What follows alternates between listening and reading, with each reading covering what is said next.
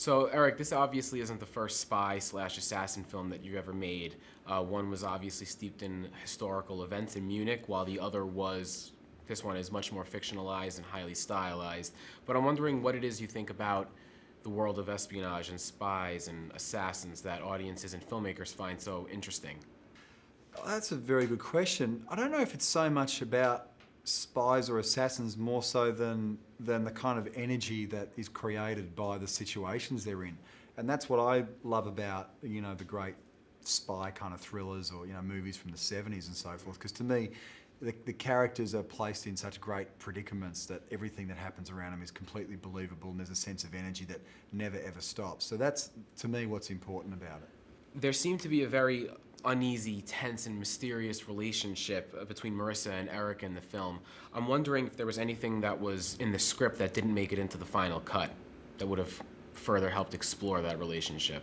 No, and that was actually part of the fun part for both Kate and I is that there's clearly a major backstory to those two characters that was kind of up to us to fill in the blanks for each other. And I didn't ask Kate too many questions about what her version of that was, and she didn't ask me. So it was kind of fun, whether or not they were together at some stage in the past.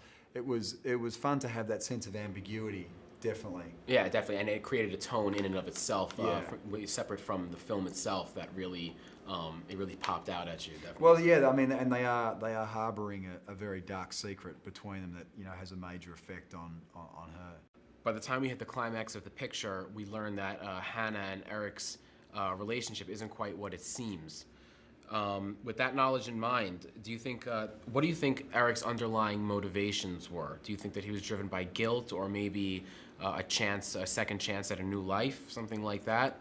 I think guilt has a very large amount to do with it. I think there's a kind of maybe a sense of destiny for Eric to, as you say, have a kind of a second life, and he's gone rogue from the CIA for very good reasons, and I guess there's a kind of parallel journey of redemption there for him at the same time.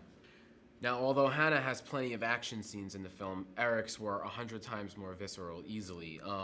How did you and Joe and the choreographer go about designing these action sequences? Well, Joe was extremely adventurous, and what I mean by that is, normally these scenes, your choreography is left on the floor because the way that fight scenes are edited or compiled. But what was great in this case was it was the opposite. Joe would say, the big fight you have with the 5 agents in the subway, I'm shooting it in one shot and there's no cuts. And initially it sounds intimidating, and you realise that it's a huge challenge and a very rare one in this day and age in filmmaking. Definitely. So I couldn't have been happier to have a go at that, and because it's that rare moment in filmmaking where everyone is really a very small team, and the Steadicam operator and the focus puller and the guy carrying the cables, the background extras, everything has to be perfect on a take, or there's just no way of it ending up in the movie. So there's a lot of pressure when you're doing something like that, but the adrenaline is something that you don't get in other scenes. And you're creating that magic. Yeah. It's awesome. Well, Eric, thanks a lot. Thanks a lot. Really Cheers. appreciate it. Love Thank the you. film.